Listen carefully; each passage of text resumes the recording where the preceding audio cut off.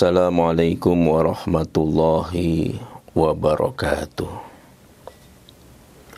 Bismillah walhamdulillah, wassalatu wassalamu ala rasulillah, Sayyidina wa maulana Muhammad ibni Abdillah wa ala alihi wa sahbihi wa mawalah, la khawla wa la quwata illa billah, amma ba'du. Para pemirsa dimanapun berada, selalu berbahagia, insyaallah masuk surga bersama keluarga. Dan yang terpenting dalam hidup ini adalah diridhoi oleh Allah Subhanahu wa ta'ala. Tanpa kita sadari, setiap hari dari bangun tidur sampai tidur kembali, bahkan tidur itu sendiri, kita banyak mengamalkan amalan-amalan, perilaku-perilaku yang itu semuanya dituntunkan oleh junjungan kita, Nabi besar Muhammad Rasulullah Sallallahu Alaihi Wasallam, yang beliau hadir ke dunia ini sebagai nikmat yang terbesar, karena beliau yatlu alaihim ayatih, menerangkan ayat-ayat Allah kepada kita semuanya. Yang kedua, wa yuzakkihim, mensucikan jiwa-jiwa kita. Yang ketiga, wa yu'allimuhumul kitab, mengajarkan kitab, yaitu Al-Quran. Dan yang keempat adalah wal hikmah. Hikmah ini dimaknai sebagai sunnahnya. Dan ketika kita berbicara sunnah, seringkali pemahaman kita tidak komprehensif, tidak menyeluruh, sehingga ketika kita diminta untuk sebutkan sunnah Rasulullah Sallallahu Alaihi Wasallam, itu pikiran kita biasanya langsung lari ke poligami. Poligami itu sunnah. Ada juga yang pikirannya lari ke berjambang dan berjanggut. Ada juga yang pikirannya lari langsung berpakaian tertentu seperti berjubah dan lain sebagainya. Dan akhirnya pemahaman seperti ini menjadi politik identitas. Sehingga kalau orang identitasnya tidak seperti itu, tidak dianggap pengamal sunnah. Tidak dianggap pecinta Nabi. Ini kesalahan yang sangat fatal dalam kehidupan kita. Sunnah itu kalau diibaratkan wadah, maka sunnah itu isinya adalah qauliyah, perkataannya Nabi tentunya, karena segala sesuatu yang disandarkan, dinisbatkan kepada Rasulullah Muhammad Sallallahu Alaihi Wasallam. Makanya di dalam sunnah itu berisi qauliyah, perkataan beliau. Yang kedua fi'liyah, perbuatan beliau. Yang ketiga adalah takririyah, persetujuan beliau. Beliau tidak katakan, beliau tidak lakukan. Tetapi ada orang yang melakukan dan beliau bersetuju, sepakat. Tidak menegurnya, tidak melarangnya, tidak mengharamkan, tidak membid'ahkan, membiarkan. Maka itu juga sunnah. Jadi sunnah itu tidak selamanya harus dilakukan oleh Nabi. Makanya sunnah itu berisi qauliyah, perkataannya, fi'liyah, perbuatannya, takririyah, persetujuannya. Beliau nggak katakan, beliau nggak lakukan, tapi beliau setuju. Maka itu hukumnya juga sunnah. Dan seluruh sifat dan akhlak yang semuanya disandarkan, dinisbatkan kepada Rasulullah Muhammad Sallallahu Alaihi Wasallam. Itulah beliau hadir, mengajarkan hikmah, sunnah-sunnahnya. Jadi semua ini adalah sunnah. Makanya kita sedih ketika orang memahami sunnah poligami. Ketika orang tidak mampu berpoligami, dianggap itu tidak cinta sunnah. Padahal dia punya pertimbangan-pertimbangan yang lainnya. Begitu juga dengan sunnah-sunnah yang lainnya. Karena setiap hari kita tidak pungkiri, dari bangun tidur sampai tidur kembali, banyak amalan-amalan sunnah yang kita lakukan, kita tegakkan dalam kehidupan kita sehari-hari. Dalam rangka kita mengamalkan apa yang diperintahkan oleh Allah di dalam Quran Surah Ali Imran ayat 31. Qul in kuntum tuhibbunallah fattabi'uni yuhibbukumullah wa yaghfir lakum dzunubakum wallahu ghafurur rahim. Katakanlah Muhammad, jika kamu mencintai Allah, ikutilah aku. Niscaya Allah mencintaimu dan mengampuni dosa-dosamu. Allah Maha Pengampun lagi Maha Penyayang. Jadi kepada Rasulullah diperintahkan untuk mengatakan kepada kita, katakan kepada umatmu itu Muhammad, katakan kepada mereka yang mencintai Allah, jika kamu mencintai Allah, ikutilah aku. Maksudnya mengikuti kehidupan Rasulullah Sallallahu Alaihi Wasallam, baik dalam berakidah, dalam beribadah, maupun dalam berakhlak sehari-hari. Dan itulah sehingga disebut dengan hikmah atau sunnah.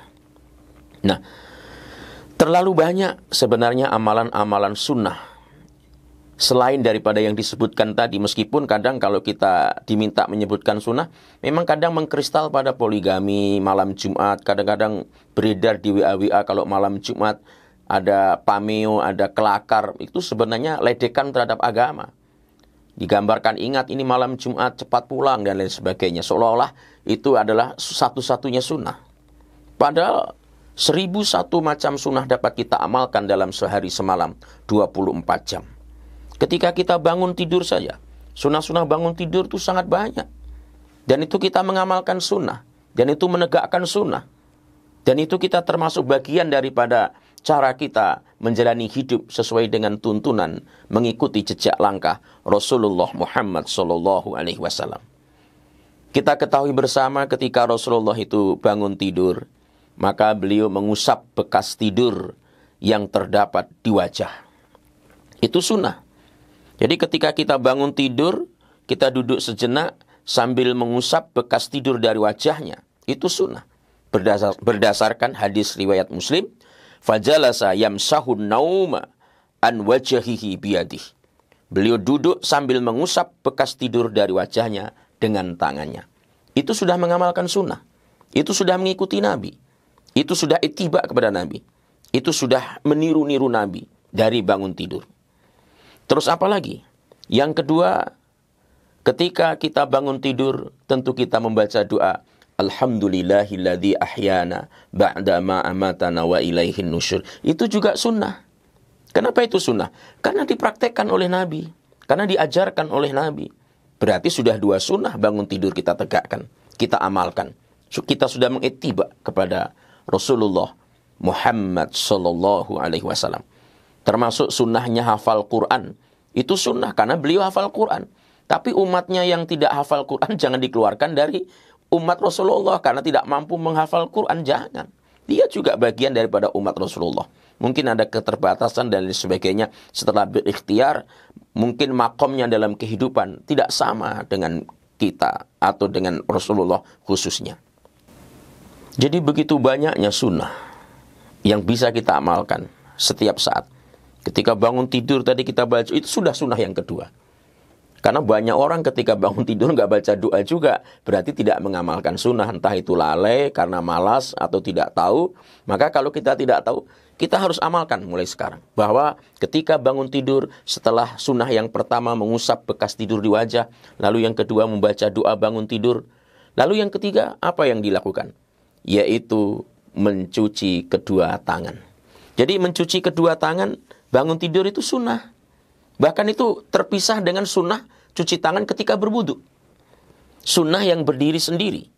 Ini berdasarkan hadis muttafaqun alaih, di mana Rasulullah Muhammad sallallahu alaihi wasallam bersabda, "Idza staiqadha ahadukum min naumihi fala yaqmis yadahu fil ina'i hatta yaksilaha thalatha." Apabila salah seorang di antara kalian bangun dari tidur, janganlah ia memasukkan tangannya ke dalam bejana sebelum ia mencucinya. Jadi mencuci tangan thalatha 3 kali. Mencuci tangan bangun tidur itu berarti sunnah. sebelum kita memasukkan ke bejana, membuat aktivitas yang lainnya. Kenapa kita cuci tangan? Maka di hadis yang lain, riwayat Bukhari, beliau menjelaskan, karena ketika kita tidur, kita tidak tahu tangan kita bermalam di mana. Karena banyak orang tidur, tangannya keluyuran kemana-mana. Bahkan bermalam di tempat-tempat yang tempat itu tidak layak untuk disinggahi. Itulah makanya, itu juga sudah sunnah. Yaitu sunnah mencuci tangan ketika bangun tidur. Terus lagi beristinsar. Apa itu beristinsar? Yaitu menghirup air melalui hidung, menyembur keluar. Itu dilakukan Rasulullah ketika bangun tidur. Karena rongga hidung ini seringkali digunakan oleh setan untuk tempat bermalam.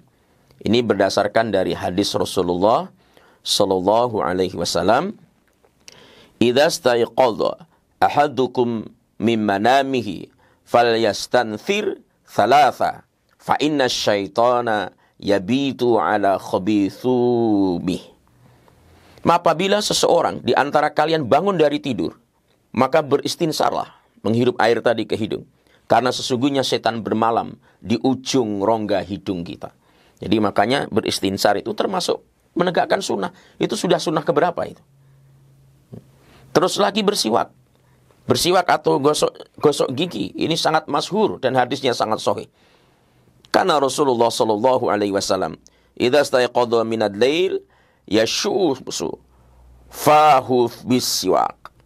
Dan adalah Rasulullah sallallahu alaihi wasallam apabila bangun malam, beliau membersihkan mulutnya dengan bersiwak. Jadi itu sudah sunnah. Sudah berapa sunnah kita tegakkan?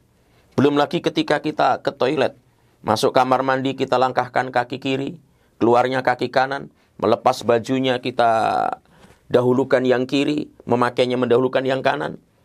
Belum lagi ketika kita mau masuk baca doa, Allahumma inni a'udzubika minal khubuthi wal khaba'ith. Keluarnya kita membaca doa ghufranaka. Itu juga sunnah-sunnah. Belum lagi tatkala bercermin, belum lagi tatkala makan, sunnahnya makan juga banyak. Jadi oleh karena itu, ketika ada umat Islam tidak mampu berpoligami, jangan dianggap itu tidak mencintai sunnah. Jangan dianggap itu tidak pengamal sunnah. Jangan dianggap itu mengingkari sunnah. Karena apa? Karena mungkin tidak kita tahu 1001 macam sunnah dia tegakkan tanpa sepengetahuan kita.